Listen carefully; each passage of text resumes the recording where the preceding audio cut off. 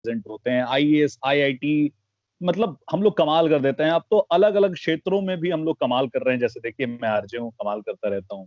फिल्मों में भी बहुत सारे एक्टर्स कमाल कर रहे हैं।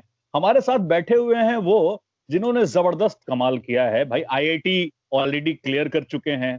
आईएएस के एग्जामिनेशन में 19th रैंक लाया है पूरे इंडिया के अंदर। हमारे साथ हैं जिन्होंने नाम में ही पहले ही से सेट कर लिया था, अपना नाम श्रेष्ठ लगा लिया था, तो उनका पूरा नाम है श्रेष्ठ अनुपम, जिन्होंने इस बार की परीक्षा यूपीएससी में 19th रैंक लाई है और गर्दा गर्दी उड़ा दिया है, जिसको बिहारी भाषा में कहते हैं। तो श्रेष्ठ अनुपम, बहुत बहुत स्वागत है आपका बिग एफएम पे। जी बहुत बहुत धन्यवाद, आपकी बधाइयां और आपकी शुभकामनाओं के लिए, और नमस्कार। तो सबसे पहले मैं तो बधाई देता हूं आपको खुले दिल से कि आपने गजब का परफॉर्मेंस किया है और पूरा बिहार आप पे गर्व कर रहा है। जी बहुत बहुत धन्यवाद। अनुपम, मैं ये जानना चाहता हूं कि हमारे यहाँ बिहार में जब कोई बच्चा पैदा होता है तो हम लोग कहते हैं कि यूपीएससी का एक नया कैंडिडेट आ गया। तो आपके साथ भी हुआ था क्या कि बचपन से ही पापा बोल रहे थे कि ना बेटा तुम बनोगे तो यूपीएससी बनना, ना तो तुम समझ लो, फिर पहले आईआईटी करो बेटा, फिर यूपीएससी करो? क्या हुआ था आपके साथ? जी, मेरे केस में कहीं ना कहीं आपकी बात सच है। क्योंकि देखिए ऐसा है, मेरे मम्मी और पापा दोनों का ही खुद का भी सपना था आईएएस बनना। मेरे अच्छा। पिताजी ने अटेम्प्ट भी दिए थे यूपीएससी के, हर बार प्रीलिम्स क्लियर भी किया था। लेकिन कुछ न कुछ परेशानियों से उस समय कोचिंग की भी इतनी व्यवस्था नहीं थी, घर की आर्थिक स्थिति भी इतनी अच्छी नहीं थी, तो पिताजी नहीं कर सके, तो उनका एक अधूरा सपना रह गया था। एक घर के सारे लोगों में एक उस चीज की कसक रह गई थी, और मम्मी भी मेरी एमएससी है मैथ से, मम्मी को मौका ही नहीं मिल पाया एग्जाम देने का, क्योंकि उस जमाने में लड़कियों को नाना जी ने बहुत पढ़ाया, इसमें कोई संशय नहीं। लेकिन लड़कियों को दिल्ली भेजकर तैयारी करवाना, यह एक उस जमाने में गांव ग्रामीण क्षेत्र में यह एक ऐसी चीज थी जो न कभी किसी ने सुनी थी, न कभी देखी थी। तो मम्मी का भी एक सपना रह गया था ये। तो उन दोनों के सपने को उन दोनों ने कहीं ना कहीं, क्योंकि मेरा शुरू से ही झुकाव था, मेरा जब मेरे मामा जी भी एक आईआरएस ऑफिसर हैं, वो 2008 में उन्होंने सिविल सर्विसेज क्लियर किया था, तो एक उनका हमेशा बचपन से ही एक उन्होंने देखा कि मेरा रुझान पढ़ाई की तरफ है, आर्ट्स की तरफ भी है। मैं पापा की हिस्ट्री की किताबें पढ़ते रहता था, स्कूल के दिनों से ही पढ़ते रहता था, तो उन्होंने कहीं ना कहीं देखा कि यह रुझान भी है। और कभी लेकिन उन्होंने प्रेशराइज नहीं किया। एक बहुत अच्छी जी। चीज है कि उन्होंने कभी मुझ पर दबाव नहीं बनाया। उन्होंने मुझे हमेशा, जब मैंने कहा कि मैथ्स में मैं आईआईटी दिल्ली से भी पढ़ना चाहता हूं, तो उन्होंने इस चीज का भी समर्थन किया। बीच में मैंने कहा था कि मैं एक बार जॉब का भी एक्सपीरियंस लेना चाहता हूं, उन्होंने तब भी मना नहीं किया। फिर मैंने ही मन बदल कर मैंने ही कहा कि नहीं, मैं यूपीएससी में ही अपना जो है पूर्ण प्रयास करूंगा, जॉब वगैरह में अभी नहीं जो है डाइवर्ट होऊंगा। तो कहीं ना कहीं उनका यह सपना भी था, और उनका पग पग पर यह सहयोग भी रहा है, और इसके लिए मैं उनका बहुत बहुत आभारी हूँ। तो ये कौन सा अटेम्प्ट था? कितनी बार था? पहली बार है, ये दूसरी कौन सी बार? जी, यह दूसरा बार है। अपने पहले बार मैंने कॉलेज जैसे ही फिनिश हुआ था, कॉलेज के साथ ही 2018 में ही मैंने वो अटेम्प्ट दे दिया था। तो चूंकि तैयारी भी पूर्ण नहीं थी, और कॉलेज के वो भी थे, कॉलेज के भी रिक्वायरमेंट्स वगैरह थे, तो उस साल मेरा यूपीएससी क्लियर नहीं हो पाया था। कोई बात नहीं है, आप तो 19th आगे बातें करेंगे। सबसे पहले फ्लैशबैक में चलते हैं, कहां से पढ़ाई किया आपने बचपन में? जी, मैंने 10वीं तक की अपनी पढ़ाई सेंट जोसेफ स्कूल भागलपुर से की है। जी। ये आईसीएसई बोर्ड क्या मैं स्टूडेंट था, कक्षा 10वीं तक। और 10th ठीक में है। भी जी मेरा रिजल्ट बहुत अच्छा हुआ था, 10th में भी मैं सेकेंड नेशनल टॉपर था आईसीएसई बोर्ड का।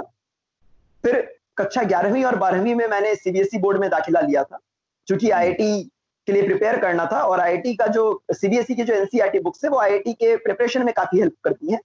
तो 12वीं की परीक्षा के साथ ही जी मैंने आईआईटी जेईई भी क्लियर किया, और 12वीं की परीक्षा में सीबीएसई में डिस्ट्रिक्ट टॉप किया मैंने। उसके बाद आईआईटी दिल्ली से मैंने केमिकल इंजीनियरिंग की पढ़ाई की।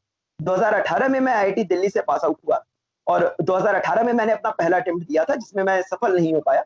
2019 में मैंने दूसरा अटेम्प्ट दिया, जिसका रिजल्ट अभी आया और जिसमें मैं सक्सेसफुल हो पाया।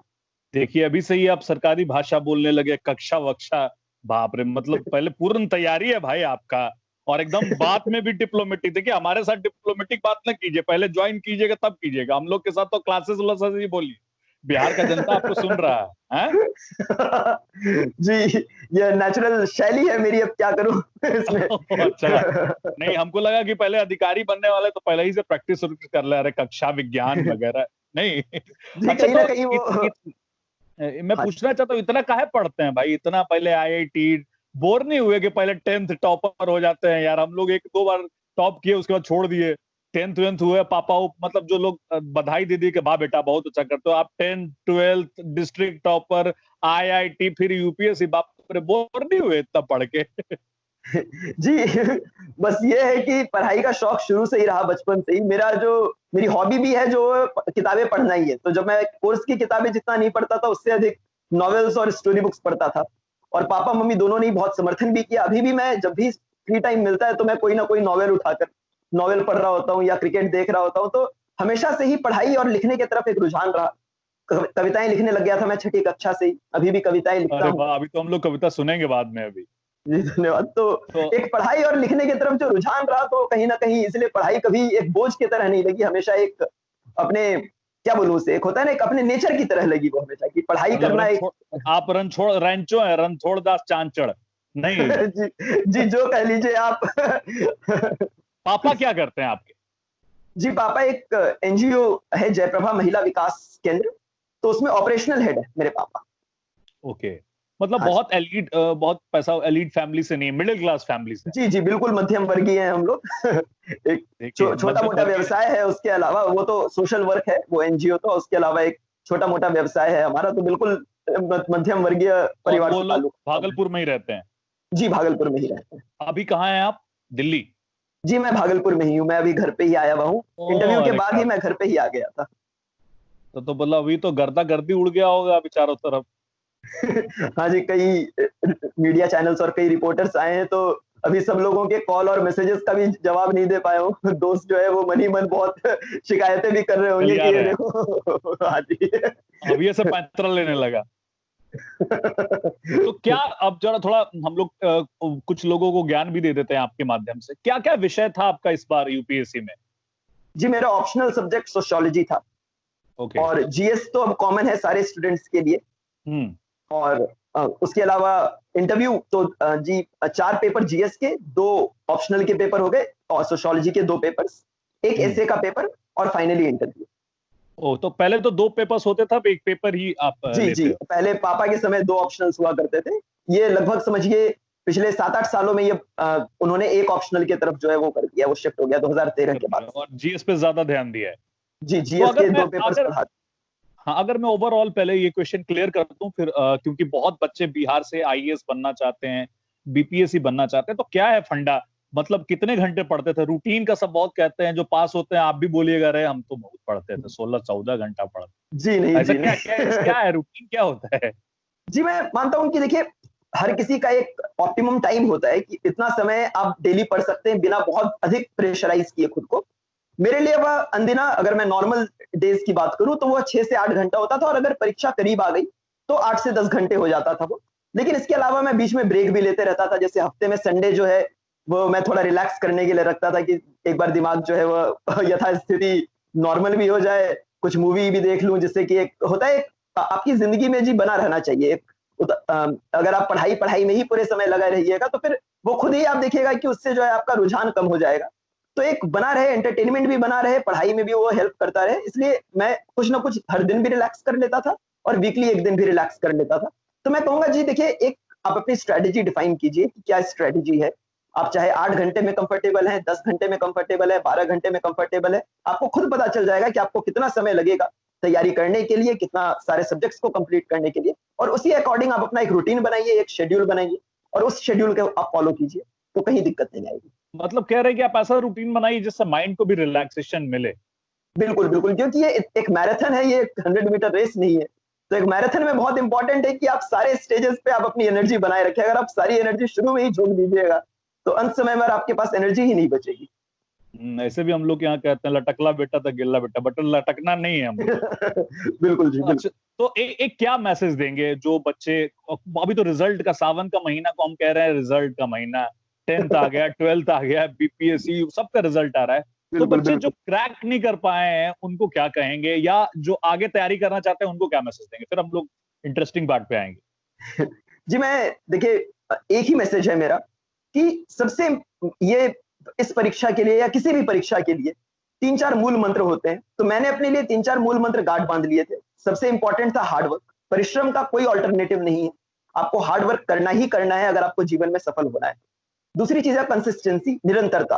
अगर आप निरंतर नहीं रहेंगे, अगर आप इनकंसिस्टेंट रहेंगे कि एक दिन 10 घंटे पढ़ रहे हैं, अगले दिन पढ़ाई ही नहीं कर पा रहे हैं, तो वो जो एक जुनून होता है, वो चीज हो नहीं पाएगी। आपकी जो तैयारी है उसमें ब्रेक्स लगते रहेंगे और वो गाड़ी जो है स्मूथ नहीं चल पाएगी।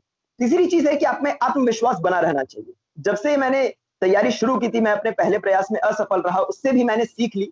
मैंने अपने आप को उस गर्त में जाने से बचाया कि मुझ में क्षमता नहीं है या ऐसा कुछ सोचने से रोका मैंने अपनी गलतियों का आकलन किया और समझा कि कहीं ना कहीं क्या कमी रह गई थी और किस तरह उसे दूर करना है। तो आत्मविश्वास और आत्मबल बहुत आवश्यक है। और चौथा, कहीं ना कहीं एक फोकस, कि आप इस चीज पर 100% फोकस्ड है, आपको पता है कि ये आपके लिए कितना महत्वपूर्ण है और आप इसको अपना 100% डेडिकेशन, अपना 100% एनर्जी और अपना 100% कंसेंट्रेशन ऑफ माइंड आप इस चीज पर दे पा रहे हैं। तो ये 4 चीजें मैं कहूंगा सबसे इंपॉर्टेंट है। इन 4 चीजों ने मुझे हेल्प किया और यही 4 चीज अगर आप गांठ बांध लेंगे तो ये आपको भी बहुत सफलता की तरफ पुश करेंगे। अच्छा रैंचो बाबा, एक क्वेश्चन ये है कि टाइम मैनेजमेंट कैसे होता है? बहुत लोग, जैसे हम लोग भी जॉब करते हैं, या टाइम मैनेजमेंट तो सबका प्रॉब्लम है। आप चूंकि बहुत रूटीन वाला फॉलो कर रहे हैं आईआईटी के जमाने से, फिर आप जिस जॉब में जा रहे हैं वो भी बहुत रूटीन का जॉब है, वो बहुत प्रेशर का जॉब है। क्योंकि मैं बहुत लोगों से मिलता रहता हूँ, आईएएस लोगों से जो काफी सीनियर हैं। तो ये टाइम बाबा कैसे टाइम को मैनेज करते हैं? टाइम मैनेजमेंट, क्योंकि हम लोग कभी कभी, कोई लोग कहता है जो जॉब में कह रहे हैं यार अब टाइम ही नहीं मिलता है, शौक ही नहीं पूरा कर पाते हैं, या फिर सिर्फ ऑफिस रहता है, या फिर वो होता है बच्चे कहते हैं कि हमको कुछ और टाइम नहीं मिलता है, तो कैसे?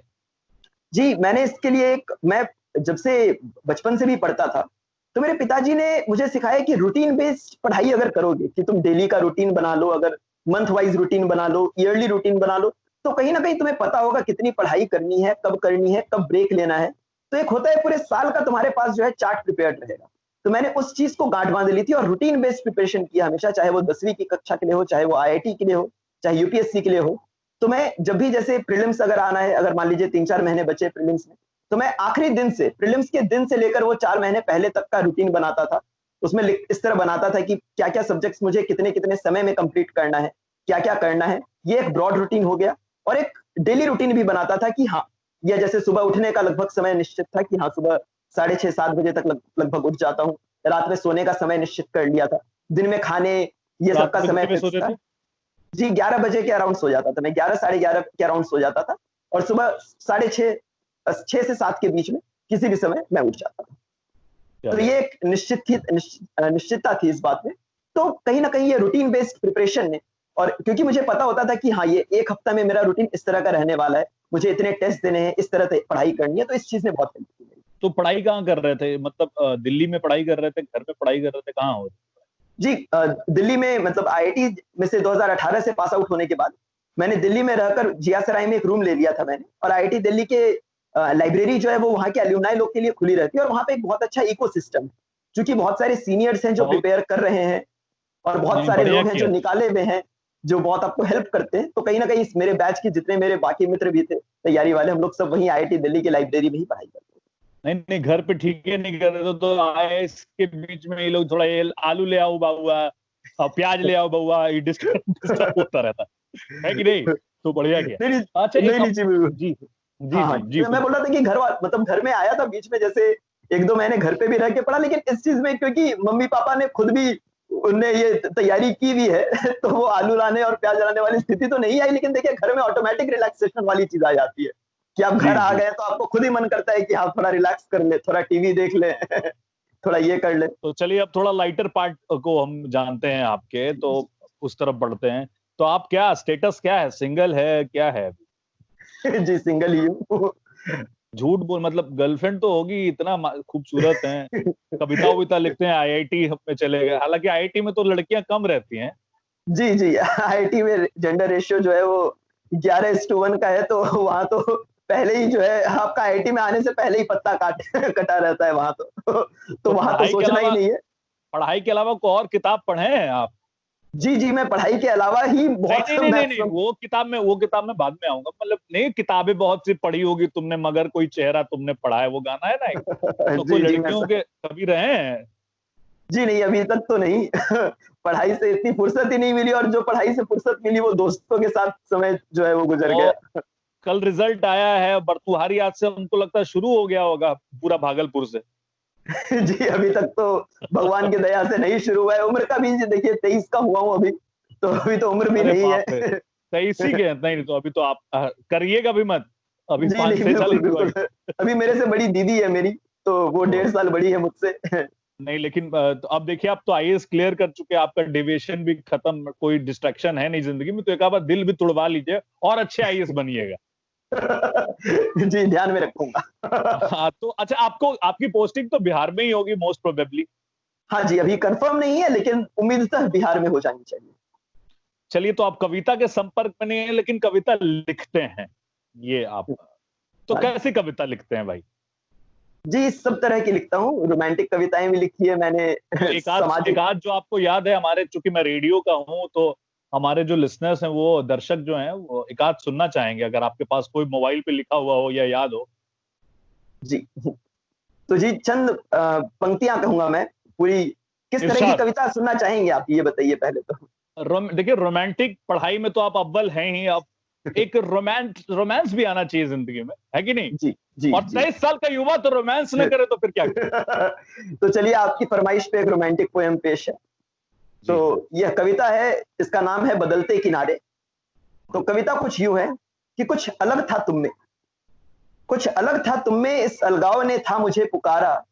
रूप चातुर्य से परिपूर्ण थी तुम, रूप चातुर्य से परिपूर्ण थी तुम, फिर भी गुमान नहीं था तुम्हारे मुखमंडल का सितारा। किंतु तुम भी खो गई कृत्रिम महलों में, छोड़कर मुझे क्यों अनासक्त विषन्न बेसहारा। फिर और कभी कहकर दिलासा देता हूं दिल को, फिर कभी कहकर दिलासा देता हूं दिल को, और ढूंढने निकल पड़ता हूं किसी अन्य तट का किनारा। क्या बात, कभी आपका दिल आया है किसी पे अभी तक? जी, ऐसे तो मतलब आया देखिए है। आकर्षण तो एक नेचुरल प्रोसेस है, लेकिन सही। कभी मतलब क्योंकि पढ़ाई से इतनी फुर्सत नहीं मिली कभी तो इस पहला तरफ कभी आकर्षण तो ज्यादा तो। किताबों से ही होगा। जी, जी, जी, किताबें ही पहला और आखिरी आकर्षण है। लेकिन आपकी शब्द, आपकी हिंदी का जो ज्ञान है आपका, वो बहुत अद्भुत है। और ये जो धन्यवाद जी, वर्ड्स में आप धन्यवाद। लिख रहे हैं, वो बहुत काबिले तारीफ, मतलब जी, जबरदस्त। धन्यवाद। भाषा से हमेशा से ही एक लगाव भी रहा है और जुड़ाव भी रहा है। तो अंग्रेजी और हिंदी दोनों में ही मैं बहुत खुशकिस्मत मानता हूँ अपने आप को कि दोनों ही भाषाओं में मैं निपुण हूँ और दोनों ही भाषाओं में बात कर सकता हूँ। क्या बात है, नहीं तो देखिए कक्षा कब का फट चुका, लेकिन अभी आप कक्षा को बचाए हैं, कम कम बड़ी बात है। अच्छा, धन्यवाद। इसके अलावा फिल्मों में इंटरेस्ट है, फिल्मों को देखते हैं? हाँ जी, एक एंटरटेनमेंट के तौर पे भी और बहुत कुछ सीखने के लिए भी फ़िल्म और टीवी सीरीज़ मैं बहुत देखता तो अभी लास्ट कौन सी फिल्म देखी, रिजल्ट के पहले? हूँ। जी, रिज़ल्ट के पहले अभी सुशांत सिंह राजपूत की दिल बेचारा अभी रिलीज़ हुई थी हॉटस्टार जी। पर 25 जुलाई को, तो अभी दिल बेचारा ही देखी है आखिरी फ़िल्म मैंने। आपके फेवरेट एक्टर? जी, मुझे रणवीर सिंह बहुत पसंद है और आमिर खान जी तो बहुत पसंद है ही क्योंकि उनकी सारी मूवीज़ में बहुत अच्छा मैसेज भी होता है और वो खुद भी बहुत काबिले तारीफ़ और बहुत उम्दा एक्टर है। अगर आपको मौका मिले किसी हीरोइन के साथ डेट करने का, तो किस हीरोइन के साथ डेट करना चाहेंगे? जी देखिए, ऐसे मौके मिलते हैं नहीं, हम लोग तो। नहीं नहीं, अगर अरे अब तो चलिए, भगवान ने मौका दे दिया, बोल रहा हूँ कि मौका मिल रहा है, किसको करना चाहेंगे? जी, दीपिका पादुकोण जी की यूँ तो शादी हो गई है, लेकिन मुझे उनकी एक्टिंग भी बहुत पसंद है और वो देखने में तो उनकी खूबसूरती का कोई मेल ही नहीं है, तो दीपिका पादुकोण जी का अगर मौका मिले तो दीपिका पादुकोण जी के साथ मैं अवश्य एक डेट पर जाना नहीं, कहाँ जाएंगे? चाहूँगा। जी, जहाँ वो जाना चाहें उनकी चॉइस अच्छा, तो रहेगी। क्या बात है, गाने भी गाते हैं? कुछ म्यूजिकल शौक है? हाँ जी, गाना गाने का शौक है। अरे, तो एक गाना हो जाए। आप आज सारी चीज़ें करवा के ही छोड़ेंगे मुझसे? बिल्कुल बिल्कुल, अरे दुनिया तो जाने कि भाई जो आईएएस पढ़ते हैं वो बहुत सीरियस नहीं होते हैं, वो बहुत सब कुछ में निपुण होते हैं। जी, धन्यवाद जी। मैं गाना गाता हूँ। अ, न मारेगी दीवानगी मेरी, न मारेगी आवारगी मेरी, कि मारेगी मुझे ज्यादा तेरे मौत से नाराजगी तेरी। क्यों इतना हुआ है तू खफा, है जिद किस बात की तेरी, की मारेगी ज्यादा मुझे मौत से नाराजगी तेरी, जाने सार है जाने सार, तेरे प्यार पे मेरे यार, जाने सार है। कमाल कमाल, धन्यवाद जी, जबरदस्त जबरदस्त, शानदार, जिंदाबाद, बहुत बहुत अद्भुत है। तो फेवरेट सिंगर कौन है आप? हेलो। ओ माफ कीजिएगा, एक कॉल आ गया था, मैं फोन को साइलेंट पर कर देता हूँ जरा, जिससे हाँ कि हाँ, परेशानी ना हो। तो फेवरेट सिंगर कौन है आपके?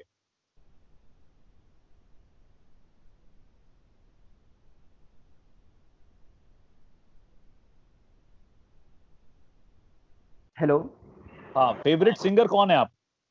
जी, यूं तो सोनू निगम जी बहुत पसंद है मुझे, लेकिन अगर अभी करंट सिंगर्स की बात करूं तो अरिजीत सिंह सबसे ज्यादा पसंद है मुझे। मतलब अरिजीत सिंह तो ऐसा क्वेश्चन है जो हर परीक्षा में आता ही आता है और वही आंसर होता है। जी, सोनू निगम का नाम इसलिए मैंने पहले लिखा था, सोनू निगम जी बचपन से ही बहुत एक पसंदीदा रहे हैं सिंगर नहीं के वो तौर तो पर। आजकल वो इतना गाते नहीं है वो, लेकिन एक उनकी जो छाप है पूरे म्यूजिक इंडस्ट्री पे, क्या क्या बात है, वो तो सही बात है, सोनू निगम तो अल्टीमेट, बिल्कुल अनपैरेलल्ड। अनपैरेलल्ड है और जबरदस्त है। तो एक में आपके अंदर जो एक बड़ा क्वेश्चन आता है कि कितना प्रेशर लग रहा था कि पास हो ही जाएंगे और नंबर आ ही जाएंगे, टॉप हो जाऊंगा या क्लियर हो जाएगा, कुछ ऐसा लगा था? जी, मेंस की परीक्षा जब हुई थी तो हम्म। पापा मेरे साथ ही थे, पापा आ गए थे दिल्ली मुझे मेंस की परीक्षा दिलवाने के लिए। तो ये एक, इसे मेरा एक तरह से सौभाग्य कहिए, ईश्वर की देन कहिए, कि अभी तक जितने भी परीक्षाएं दी है मैंने, तो मुझे हमेशा पता चल जाता है लगभग कि किस तरह का परफॉर्मेंस हुआ है मेरा, और लगभग कितना मार्क्स आएगी, कितनी रैंक आएगी। पहले बार जी। में जब नहीं भी, असफल भी हुआ था, तो भी परीक्षा से निकलते ही मैंने बोल दिया था मम्मी पापा को कि इस बार नहीं हो पाएगा पापा। और इस बार जब मेंस दे के निकला तो मुझे उम्मीद थी कि मैं टॉप 10 टॉप 20 में आ जाऊंगा पूर्णतः, क्योंकि जीएस के जो पेपर्स थे वो पूरे सेटिस्फैक्शन के साथ हुए थे। ऑप्शनल का पेपर 2 जो है वो थोड़ा सा उम्मीद से कम हो गया था, तो मैंने कहा था कि पापा एक पेपर जो है वो हल्का सा गड़बड़ा गया है, लेकिन जीएस जो है वो निश्चित तौर पर बहुत बेहतरीन हुआ था, और ईश्वर की कृपा से इंटरव्यू भी बहुत अच्छा हुआ है, और इसीलिए मैं एक्सपेक्ट कर रहा था कि टॉप 20 टॉप 50 में रैंक आ जानी चाहिए। एक इंटरव्यू के बारे में बड़े सारे होते हैं कि ऐसा होता है इंटरव्यू, क्या क्या क्वेश्चंस जनरली, मैं दो तीन, एक तो जो कुछ इंटरेस्टिंग क्वेश्चन भी पूछे जाते हैं इंटरव्यू में, कौन? जी जी बिल्कुल, जैसे चूंकि मेरा नाम थोड़ा इंटरेस्टिंग सा है, श्रेष्ठ अनुपम, तो हाँ। मेरे जो चेयरमैन थे आर एन चौबे सर, उनकी ये यूएसपी है कि वो आपको बहुत ज्यादा रिलैक्स करा देते हैं, वो आपको बिल्कुल कंफर्टेबल कराएंगे पहले आके, जिससे कि लोग, क्योंकि बहुत डर रहे होते हैं, आपकी जिंदगी का एक बहुत बड़ा मोमेंट होता है, आप यूपीएससी के इंटरव्यू में बैठ रहे हैं सामने। तो आर एन चौबे सर की यह बहुत बड़ी खासियत है कि वो आपको रिलैक्स करा देते हैं बिल्कुल, आपको कुछ चाय पानी तक के लिए पूछ लेते हैं आपको कि आपने खा के आया है या नहीं, आप रिलैक्स है ना। आप जब 1 मिनट तक आप कंफर्टेबल हो जाते तो ही वो शुरू करते। तो उन्होंने कहा कि तुम्हारा नाम श्रेष्ठ अनुपम है, मैंने कहा हाँ सर। तो उन्होंने कहा तुम तो श्रेष्ठ स्क्वायर भी हो और अनुपम स्क्वायर भी हो, तो तुम्हें क्या कहा जाए? तो सब हंसने लगे जितने भी मेंबर्स थे। तो मैंने कहा सर आपकी जो इच्छा, अगर आप श्रेष्ठ कहें तो श्रेष्ठ, अगर आप अनुपम कहे तो अनुपम। तो उन्होंने कहा तुम्हारे दोस्त तुम्हें किस नाम से बुलाते हैं? तो मैंने कहा सर जनरली अनुपम ही बोलते हैं, क्योंकि वो मुंह पर ज्यादा आराम से आता है। तो उन्होंने कहा अनुपम, हम भी तुम्हें अनुपम ही बुलाएंगे। तो इस तरह काफी लाइट नोट और काफी अच्छे नोट पर इंटरव्यू की शुरुआत हुई। और एक क्योंकि कोरोना वायरस उस समय चल रहा था, काफी न्यूज में था, अभी भी है ही, और उस समय शुरुआती दौर था उसका। और सोशियोलॉजी मेरा चूंकि ऑप्शनल सब्जेक्ट था, तो मेरे से जो मैम थी उन्होंने सोशियोलॉजिकल एनालिसिस पूछा कोरोना वायरस का। तो मेरे हिसाब से यह काफी इंटरेस्टिंग क्वेश्चन था। और उन्होंने पूछा इसका यूथ पर क्या इम्पैक्ट कर रहा है, यह जैसे उस समय अकेलेपन की बहुत समस्याएं चल रही थी, कि आप लोग जो है, क्योंकि हम एक मनुष्य एक सामाजिक प्राणी है, और ये देखिए अगर अगर वो बाहर नहीं निकले, वो लोगों से बात नहीं करे, तो एक उसे एक अजीब सा महसूस होता है, एक अपनत्व सा महसूस नहीं हो पाता। तो इस चीज पर उन्होंने चर्चा की थी, तो यह काफी इंटरेस्टिंग कॉन्वर्सेशन हुआ था। तो कौन वे क्या अगला क्या चुना है? बिहार कैडर को तो आप चाहते हैं, बिहार कैडर में ही रहना चाहते हैं या कहीं बाहर जाना चाहते जी, बिहार मिला तो बहुत बड़ा सौभाग्य होगा। बिहार की भूमि से बहुत कुछ मिला है, सब कुछ यहीं से प्राप्त हुआ है, और इस भूमि को अब कुछ देना भी चाहूंगा, कुछ बनकर। और सेकंड प्रेफरेंस राजस्थान भरा है मैंने। देखिए, उम्मीद तो यही है कि बिहार भी मिल जाएगा। हैं? मिल जाएगा तो बिहारी भाषा को, बिहारी भाषा बोलते हैं ना अपनी भाषा भागलपुर वाली?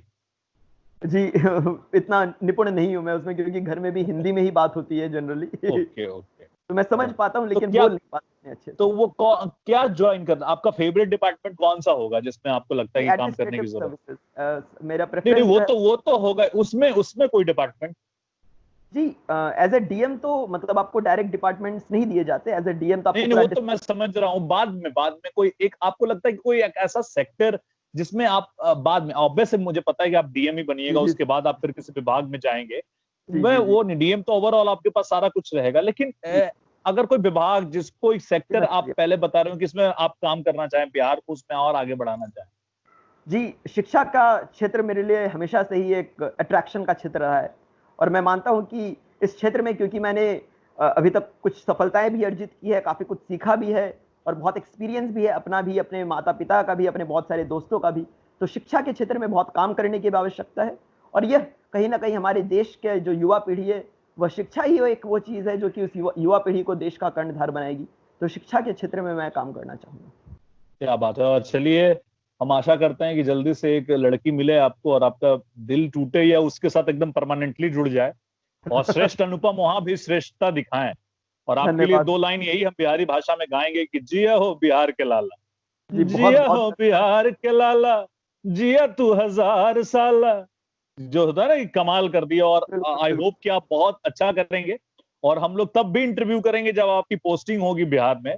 जी और हम लोग करेंगे, क्योंकि यहाँ के सारे आईएएस लोगों से मेरी बात होती रहती है, तो आपसे भी बात होगी। जी जी और कुछ कहना चाहें, कोई मैसेज देना चाहें तमाम लोगों को, बिहार के सारे लोग आप पर प्राउड कर रहे हैं, उन लोगों को क्या कहना चाहेंगे?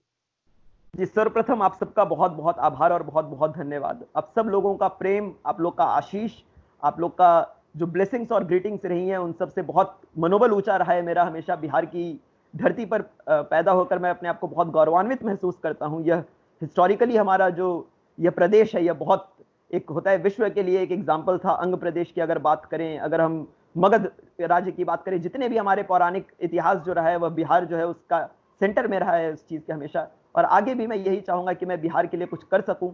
और आप सबके लिए भी यही संदेश है, यही मेरी शुभकामनाएं हैं बिहार की युवा पीढ़ी के लिए भी, कि अगर हम लोग बिहार से कुछ सीख कर, अगर हम कुछ बनकर जीवन में, अगर हम बिहार को कुछ दे सके, बिहार को अगर प्रगति और उन्नति के रास्ते पर ला सके, कुछ भी अगर इसमें योगदान कर सके, तो ये हमारा सबसे बड़ा सौभाग्य होगा। तो ब्रो, ऑल द बेस्ट, और कमाल करते रहिए, और जिंदाबाद, शानदार और जबरदस्त। और जब धन्यवाद, तक बहुत तोड़ेंगे बहुत नहीं तब धन्यवाद। तक छोड़ेंगे नहीं। जी बिल्कुल। ऑलरेडी आप तोड़ दिए हैं, अब बारी है दिल की। जी, आप दिल तुड़वा कर ही छोड़िएगा। जब दिल नहीं टूटेगा नहीं, मेरा अरे आप तो श्रेष्ठ हैं, आप श्रेष्ठ हैं भाई, वहां भी दिल जोड़ लीजिएगा आप। जी, दिल टूटने के बाद आपके चैनल पर ही आकर एक दुख भरा गाना गाऊंगा। हाँ, नहीं और नहीं आपको नहीं, बिल्कुल। बताऊंगा कि दिल टूटा है नहीं नहीं, मेरा। दिल टूटने से अणु टूटते हैं तो और एनर्जी आ जाती है। जी, चलिए, थैंक यू सो मच हमसे बातें करने की। थैंक यू, धन्यवाद। Thank you.